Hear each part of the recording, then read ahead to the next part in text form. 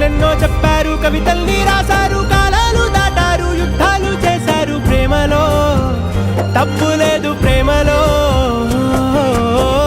వేల వేల వెన్నెలంత మీద వాలి వెలుగునంత మోయమంటే నేను ఎంత రే.